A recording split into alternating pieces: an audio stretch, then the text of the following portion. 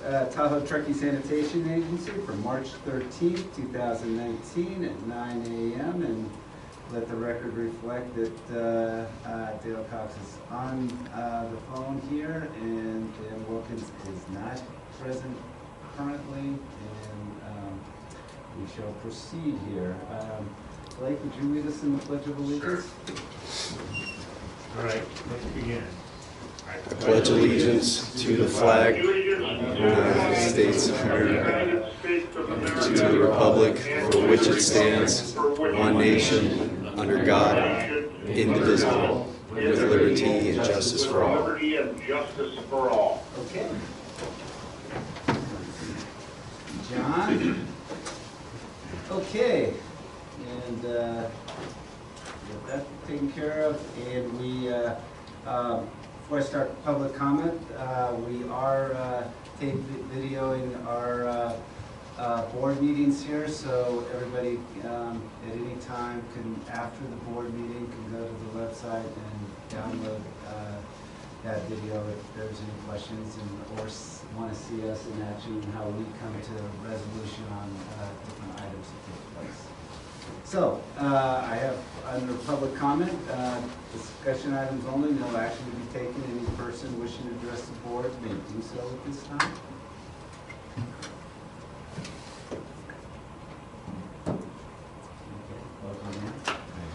Hearing no public comment, I'll close the public comment section and go to the consent calendar. Thank you. Do we have any items on the consent calendar that, on the two items we want to discuss? Hearing none, I'll ask you. I move to approve. Okay. I'll second. Okay, and Director Cox makes the motion, Director Northrup seconds it. We need a roll call for all action now since he's... Yes. Dale Cox, Yes. John Northrup, Yes. Dan Wilkins, Yes. Blake Treason, Yes. and President Lewis. Yes. Thank Okay. you. All right, let's go on to the approval for the general manager to negotiate a contract or contract with a qualified contractor or contractors form the administrative building office remodel project. Jay? Good morning. Jay Parker, Engineering Manager, for the sake of the team. The admin building office remodel, we did that. We advertised for it twice now. We did it early in the month of February and got no bids for it. And so we advertised the second time at the end of February. Again, received no bids. On the second round, we went a wider net. So we advertised in Reno, Sacramento.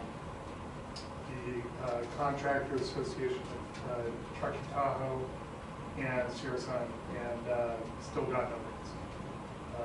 So we're in a situation that doesn't happen frequently, fortunately for us.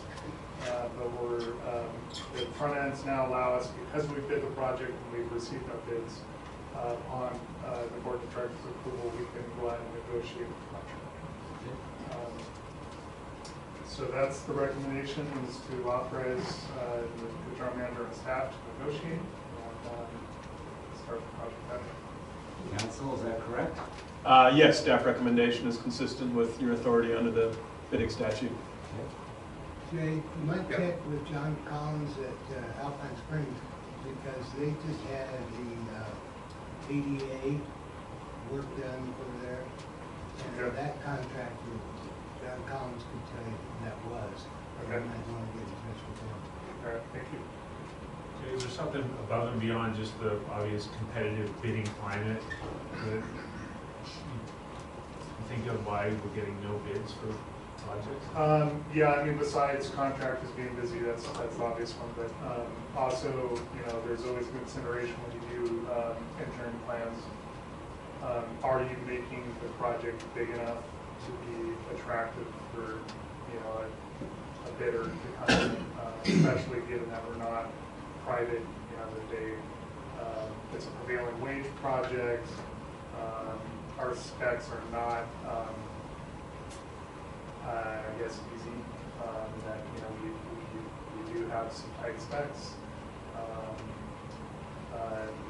As opposed to, back in the day, you might have done this with 1 or 2 paid specs, but it's more complicated than that. So maybe it's just not like a big enough fish, for somebody to catch and keep. So we did have, we sent to plan rooms. We did have one contractor ask for a set, and then they ended up it. So, one strategy, we would like to be able to go out and negotiate, but another one is if supposing that didn't work, we could always throw it in with, larger project.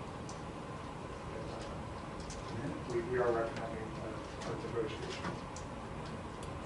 Do you have other contractors you have in mind that you would be approaching? I've gotten a couple leads.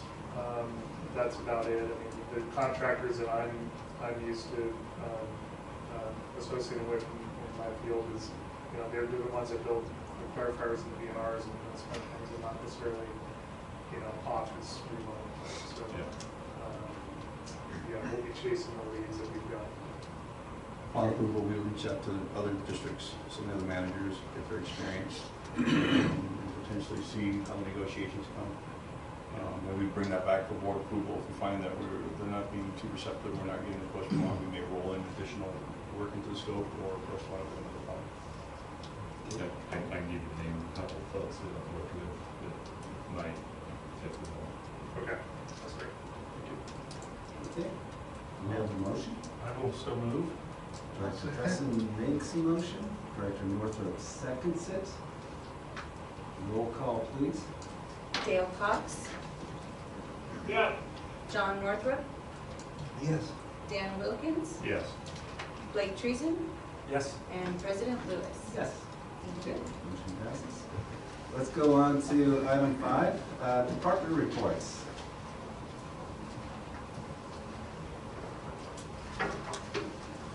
Morning, gentlemen. Operations report, I'm Michael Peak, Operations Manager. The operations report for February for operations is all plant waste discharge requirements were met for the month. The operations department dealt with a lot of snow removal, as I'm sure a lot of other people did. That was took up a lot of our time during the month, and overall the plant performed well through the month. Laboratory report, staff performed necessary laboratory testing per WDR requirements and operational needs. You can see we have plant data here that depicts our average daily flow, maximum instantaneous flow, which I'd like to point out, we did get up to almost 12 MGD during one of the rain events in February when we had a couple of days of rain on top of the snow, so we had some INI and the peak instantaneous flow got up, but we handled the flows quite well through the plant with everything that was in service. So Did you have to use the extra basin? did say that? No, we did actually bypass some flow to the ERB, yes, to the implant ERB, but it was minimal amount. It was maybe about 2 million gallons for the total for the day. So everything else went through the plant and out to disposal fields. Mike, is the instantaneous flow, that is truly like an instantaneous flow? The highest instantaneous flow for the day. Okay, and was that a spike, or was that a fairly close to that level for a fairly prolonged period of hours? It was around that level for a prolonged period. It wasn't like hours, but at least an hour Okay, at or close to that flow. okay. The average flow for the day was about 7.5 MGD. When we get an event like that, okay, and the storm rolls in, say the storm rolls in, it's 7 a.m. in the morning, how much time do you have as far as, adjusting for the increased flow by the time it hits the plant? So our normal process, because we don't know, I mean, every storm's different. Right. And when it starts raining, typically you won't see any real impacts until you've had hours of rain on top of snow or on dry ground. And what we do is we have trigger points for putting in the parallel line so we can handle the increased flows to the plant. But in plant, the strategy is to basically anything the plant can't handle, we divert off to the emergency retention basin. Right. So we don't have to put a lot of extra equipment in service and then take it back out, because that actually can have a lot of time and effort on behalf. If it's a continued if it's day after day and the flows are coming up, then we start putting more processes in. So it's kind of a little bit of a play it by ear, but we are always anticipating that happening. So you have time, I mean, as far as your process and procedures, you have the time to make those adjustments, you know, so Yes. when something like that does occur, and say you're not at the plant, but the operator knows exactly the procedures and be aware of the extra flow coming in to divert. Yes, they know how much flow to put through the plant, what to divert, and we have trigger points. They would, if they were gonna have to put in more processes, they would typically call people in for help, and we'd have staff show up and we put those extra processes in service and get them all running. So those are a written procedure, and the employees know how to take that and go forward with it as far as the procedural and on the storm events. Yeah, not word for word, but yes, we do have trigger points on where they would be calling, what the bypass parameters are for flows off to the ERB and what the plant can handle through it. And if they exceed those points, they would be then calling a supervisor from outside, looking for direction. Good. Thank you. Any other questions? Anybody else? Great, thank you. Thank you. Good job.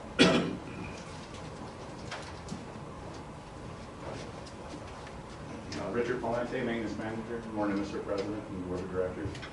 As you can see with the single TRI USA Dig Alert, work along the TRI with the winter months is non-existent.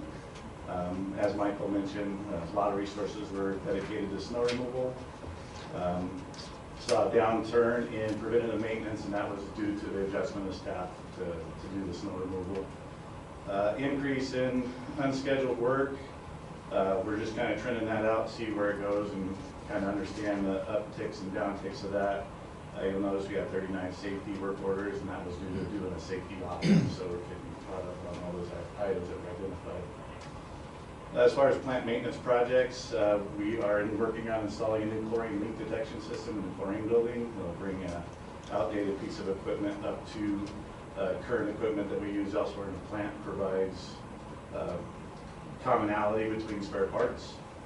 We've received the Camus hydronic boiler for heating of admin. We're working on the install of that, as well as a roots blower for B&R to do the retrofit there. Try a different manufacturer that's upsized a little bit so you can get some more reliability out of the blowers there. If you have any questions. Was there any points as far as the safety, inspection that you, I take it you do that on an annual basis? We do it, I don't know if it's annual or quarterly, annually. Any big items come forward? Not big items, a lot of minor items. I think from the previous safety audits, a lot of the big items had already been addressed. Now we're getting into the minor minutia type items that are little in nature. And I think that's why we just have so many of them. Now we're focused on very little minor things that we can do to improve the overall safety. You don't see anything, is there something do you see anything in the future that, as far as safety items that we need to address? I'm not seeing anything in the walkarounds that we've been doing that are major. We will have to revisit our arc flash, which is a very big one, but we have a few more years on that study. You have to do them every 5 years. So we have a few more years before we have to face that. That'll probably, from what I've seen, that'll be the next biggest safety item that we need to address. Okay. Anybody else have any questions? Thank you, Richard. Thank you. Jay? Hello again, Jay Parker, Engineering Manager. Engineering report for the month of February. We've been working on the plant concrete repair project. The 2019 roof repair project, the 2019 Headworks improvements project, the building 27 main service upgrade project, that's pretty much warranty work at this point. Admin building office remodel project, which I had referred to in my earlier discussion. The digital scanning of sewer lines, both documenting last year's effort and preparing for this year's effort, and the multi-use digester pump design for the cleaning of the digesters this coming fall. And Hotel Avery, we've been corresponding back and forth with the developer on plans for that. Any questions? Could you elaborate just real briefly, Jay, on the Headworks Improvement Project and when you plan to put that out to bid? Sure. So the Headworks Improvements Project is basically a job to replace our 20-plus-year-old bar screens at the Headworks that have been challenged for our maintenance department to upkeep and maintain. The problem is a lot of the rebuilt parts, the spare parts, are no longer available, so they have to go to second-hand markets or build the parts ourselves. And that technology has really evolved over the last 20 years. So the project entails demolition of those screens and demolition of the channel walls to accommodate larger screens, larger footprint screens, and new washer compactor which sits behind the screen to collect and wash the material that adheres to the screen. And then on top of that, a bypass system that allows us to do this work while bypassing the Headworks, because we're going to have that facility down for months at a time. And to answer your second question on timing, the timing is expected, we're expected to have plans done by end of calendar year. And so we're working towards that, but we have these other projects that are taking the bulk of our work at the moment, and then we get to that now when we can, then there's going to be a time period in a couple months when that gets a lot more intense. You guys are doing the in-house design? In-house design. Awesome. Okay, great. Any other questions? Anybody else? Okay, thank you, George. Thank you, Jay.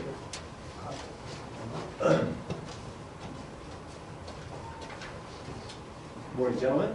I'm Bob Graham, the IT department manager. And the month of February and March has been mostly dedicated to doing all of the updates on the software for all of our servers, which include four physical servers and about 18 virtual servers. Each one of them takes about a day or two to configure, basically, depending on how well it goes. We've also been doing, we're updating our Windows domain, which is our main security for all file access, for enhanced security and for better auditing on file permissions and things like that. We've also we had a meeting with Corolla for the master plan, and we've been able to give them basically a real-time copy of our PIS database for operations, so they'll be able to access all the plans data historically for development of the master plan for us. And another part that's been taking up a lot of time is we're developing a public industrial standard communications protocol for sister agencies or other public agencies that need to get information from our TRI, for our telemetry system, and other plant data as it becomes available. Have we ever had a breach in our data system? No. On that last point, what information do you anticipate? I understand sharing it with Corolla as they do their, for the master plan, but what are you guys, you're making your flow data coming down to TRI and plant data available to the general public? Well, not the general public. What I mean by public is just not just solely for public, meaning whoever we give permissions to present that data for. If you remember on the TRI, there were a couple of stations in which we share the information that we gather through, and we've left their as we updated our equipment, we left their equipment on site. Eventually, that equipment's going to fail or whatever, and then we'll be able to provide them information. We'll be able to provide them our information that we gather through a public way, through the internet, cloud-based, which is no cost to anybody. So, and that's pretty much flow data for the various collection agencies, plant data. do you foresee people, are you gonna open a firewall for, Well, there are. is there anybody who's gonna be interested in actual plant process data that's, I haven't encountered any inquiries with it. Okay, yeah. If there is such a request, we would evaluate the test. Yeah, maybe I stated this too broadly, I mean, I think the word public was maybe. so you're talking about SQUA being able to, or Yeah. Alpine, or Mostly Miller that Tower would City, be- you yeah, know, pick up exactly. the various flow data that Or you guys have. or if a regulatory body wanted, All right. you know, some information. Mainly So, like flow data, yeah, most, stuff yeah. on, okay, thank you. Well, with the data that we currently have, I mean, I'm thinking of the Avery Hotel project. I mean, are they as, you know, on what was done there preliminary, none of that stuff? No. Okay, so none of that would be on. I mean, so this whole thing came out because of the talk with Corolla with the master plan. Mhm. And it was deemed like easier for them to give them not access to our data, but actually just a mirror copy of our information, read only, so they can't go and mess anything around. But it would be as, you know, as time went through and they wanted different kinds of, you know, pieces of information, instead of them having to come to us and saying, hey, can you know, generate a report for us, they could just go directly into their portion of their site and be able to pull up their information, you know, real time as it is. Right? To simplify, we have a database. We're working with Corolla when they asked for a list of requests of information they wanted to.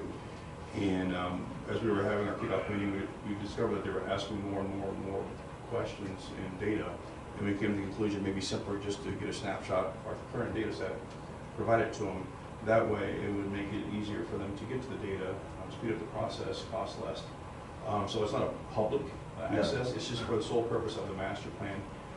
And we would go through this part of training how to use it, defining what some of the categories are, just to expedite that process. When we're referring to the data set for the collection system, we're already communicating with the member districts. All this is just a simpler method. Should anything happen, they now have an easier access port. Efficiencies improved. Thank you, Bob. Okay. Michelle? Good morning, gentlemen of the board. I'm Rochelle Chavez, the Administrative Services Manager. And for our update this month, we have completed monthly accounts payable and receivable, payroll, general ledger processes, and bank reconciliations. Also with coordination of our consultants, Chenard and Meyer. They've been working diligently with our accounting department to restructure our financials for the new formatting of budgets. So it hasn't been as easy a transition as we anticipated. It's doing the conversion has affected other departments that we've had to, you know, fix some of our software. So that's coming to a conclusion. But they've been working hard at that. Billing and customer service, along with our general everyday assistance to customer accounts, adjustments, refunds, and reduction agreements. Staff has also completed a parcel file scanning project of over 782 files in January, with a total of 31,985 parcels scanned over a 3-year period. So when we first started this project, you might remember all the filing cabinets in the hallway full of individual parcel files because we weren't digital at the time. So now we've scanned those all in. So when we have our new software, or even with coordination of the GIS program, we can access the data for those parcel files for different customer accounts. So it was quite a project, but it's finally completed. One commercial inspection and one new account in the billing department.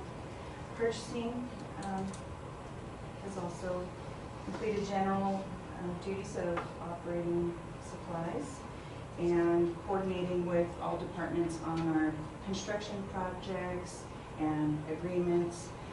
Tiffany has taken on those duties as well, assisting me in the process.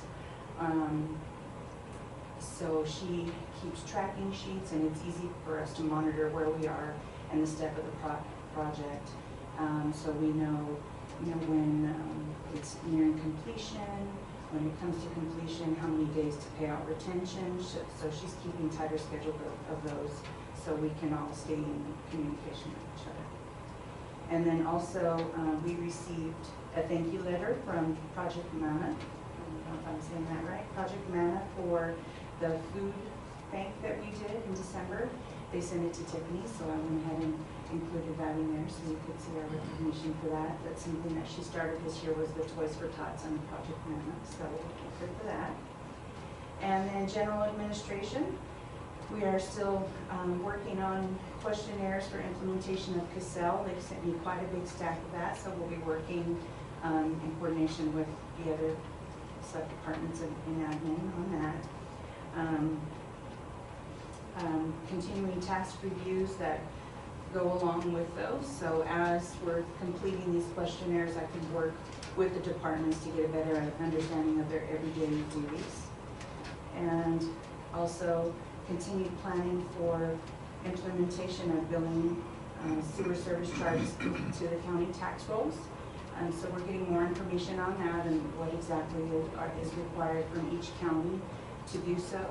And yesterday we actually had a sit-down meeting with some of the staff from TSD so they could give us an idea of what implementation was like for them and give us some pointers and show us some spreadsheets and such that they do, because we share the same auditors. We'll know what they're looking for going forward.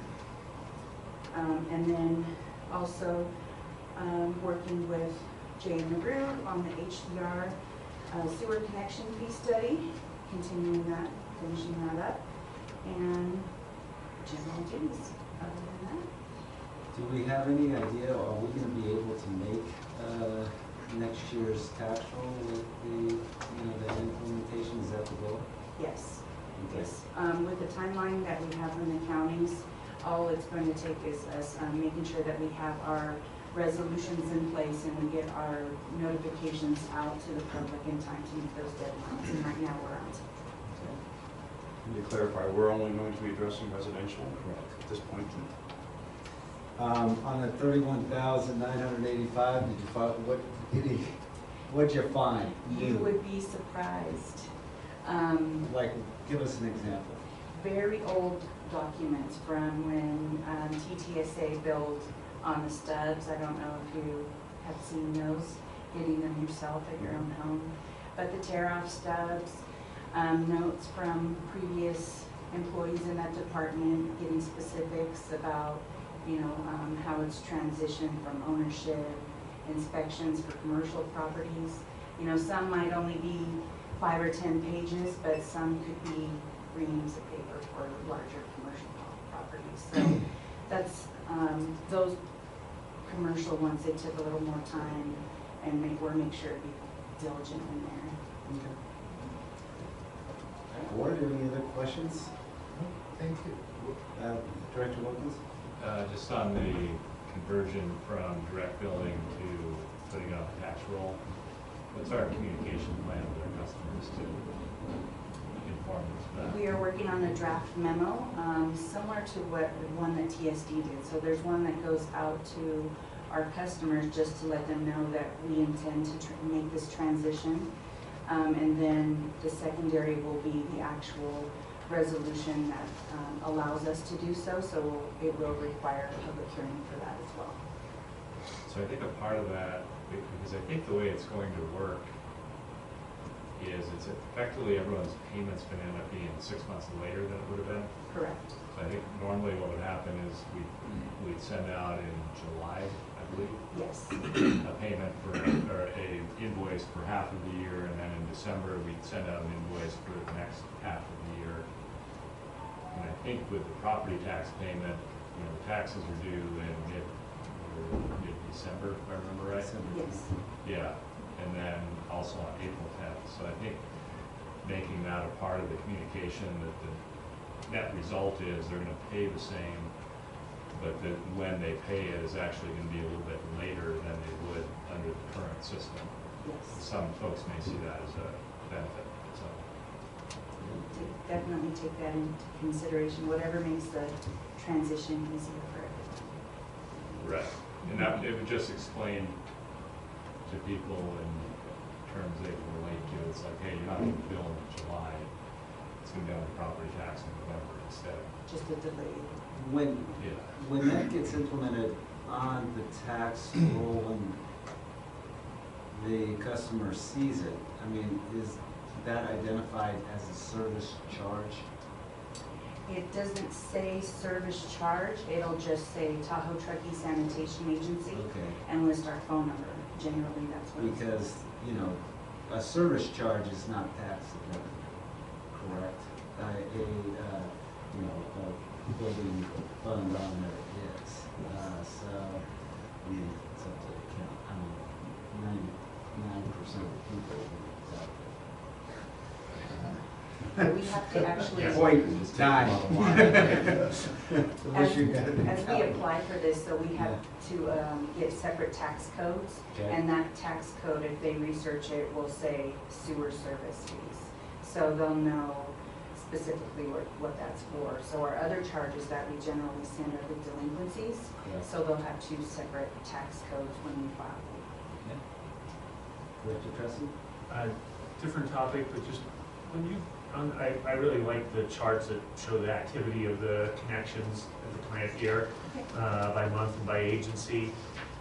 And I know residential's generally pretty straightforward, you know, someone's connecting their home up, but on the other summary, other EDU summary, the commercial establishments, when do you actually consider them connecting? I know that we, at TSD, we collect connection fees once the plans have been sort of approved and they're gonna move forward with a project that's gonna potentially go vertical. We collect those connection fees right then, but there's nothing even built at that point. Do you guys, as soon as you collected those deposits that include connection fees, do you credit those on this chart as other EDUs that are now attached to the building, or do you wait till they're paying service charges and are connected?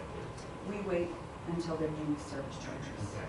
Yes, so the commercial accounts that are not yet connected and flowing Right. are on suspend, so Okay. they are not reflected. Okay. How often do you review the suspended accounts? So we have an active suspend list, Okay. and the billing department goes through each member district and coordinates and sends that information to the district to get additional updates. You know, if it hasn't been something that we have inspected, they come on and off. And then also some, maybe not always commercial, but even residential that might have disaster policies, it requires, you know, those are also on suspend. So you're relying on member districts for notification? Yes, and then if they don't get information, they still follow up to get updates. Okay, good. Director Tessman? And just, you know, and I don't think we're up against any kind of flow or capacity limitation, but once someone pays those connection fees, in effect, we're making an obligation to serve them. Correct. So if there was a large commercial development that paid for those connection fees, you just would never want to get in a position where, you know, those weren't somehow accounted for. They don't show up on your EDU count, but you've made a commitment to them, Yes. and that was gonna potentially fill up your capacity, and, you know, so We could I also don't do think They we're- bought that capacity. they have, I mean, at the point they paid Yeah. those connection fees, effectively, they've, even though they're in suspend mode, we've made a commitment to serve them. Right. And so those EDUs have to be accounted for as if those flows were gonna eventually come into the system, I would imagine. You guys? We could definitely add a column for that, for EDUs on suspend. I'm not asking for that. I'm not asking for additional work. I'm just trying to Okay. clarify how that's done, and, you know, we've been kind of tackling the same thing. Are these, when we collect the connection fees, even though they're not flowing, we're counting those at that point as EDUs connected to our system. And I saw that we had a big commercial project, and I could see in our numbers that they hadn't shown up, but you guys are accounting for it through the suspend. Yes. You know they're out there, so Yes. that's good, but you don't, until they're flowing, you're not showing them on the chart. That's fine. Yep, no, that's great. Thank you. Any other questions, board? Thank you, Michelle. Thank you. Okay, general manager's report. So I've listed some on the report here, I'll just touch base on them briefly. We are continuing the handbook revision at this point internally. Management HR has reviewed The majority of the handbook right now to provide it to our legal counsel for them to do their review. Regarding the compensation classification study, we're continuing to perform that work at this point. Job descriptions have been provided to HR. She has done a review. She has also submitted them to legal, our legal work to perform their review. At that point, the steps are to present them to management, part managers to have them review, and then eventually present them to staff to get their input as well. Regarding the connection fee, Ms. Chavez alluded that there will be a hearing associated with that. At this point, we've communicated with HDR. They're going to finalize the study. There will be some amendments to our existing rules and regulations because we have to define things differently based on the structure. Once that's done and that's submitted, we will draft up an ordinance for board approval, and there'll be a hearing for that. Regarding the Corolla, LaRue, just before you go on that, has there been any outreach to CAT regarding the staff's and board's recommendation to go with a tiered connection fee? no, I haven't reached out. My intent is when I reached out, I would have a copy of the report. Then that way they could see the report, see the structure. I felt if I was just submitting that component, if there were additional questions, I didn't have HDR's recommendation at that point. But the intent is once that comes in, we will submit it to them for their review, obviously acknowledgement. Any more? Regarding the master sewer plan, Bob alluded that we've given them access to our data set. Some point in the future, I will be returning to the board of directors to define the level of service that they're wanting, because you're going to tie the master plan back to the level of service. The agency has a mission statement, but there are level of services that are associated with that. So within the upcoming few months, I'll be returning with that. We did get into agreements for our recent software purchases for Lucy and Ames for the asset management. And we're, like Ms. Java said, getting into the sell for the accounting software. I have nothing in addition to add. If there's any questions? Board, any questions? Thanks, Director Director. Tracy, go ahead. Hold on, Director Terston's on, then Director Cox. I'm just curious, was TTSA reached out to from the school district? We recently had a meeting with them. They're trying to create this partnership with various agencies within the Unified School District to try and improve kind of learning pathways for students, expose them to the types of jobs and entities that are out here, and there's an actual formal agreement, partnership agreement. It's kind of non-binding, but you do sign off on it that they're working on. I wonder if they, sometimes these sewer agencies get overlooked. I wonder if you guys did. I hadn't received anything. Okay. I'll review my emails to see is that a correspondence to me. And I would encourage you guys to reach out and be a partner. I don't think there's much in the way of obligations. It's attending the STEAM fair and job career fairs, things that I think you guys are already doing. But it's a formal process. It'd be nice to do that. So a fellow Todd, W-O-L-D, Wold, with the school district is the one who's running that. And so I'll reach out to them. If I have questions, I'll just call you. Okay. Director Cox, did you have a question of the general manager? Yeah. No questions. I would like to request that council, when we go into executive session, maybe take a seat a little bit closer to the mic. Is that possible, Lane? That is possible. We will request that. Okay? No problem. Okay, thank you very much. Okay. Any other questions, General Manager? Okay. No questions there. Let's go under Board of Directors comments. Director Cox, do you have any comment? No comments at this time. Director Tresson? No. Director Wilkins? Director Northrup? No.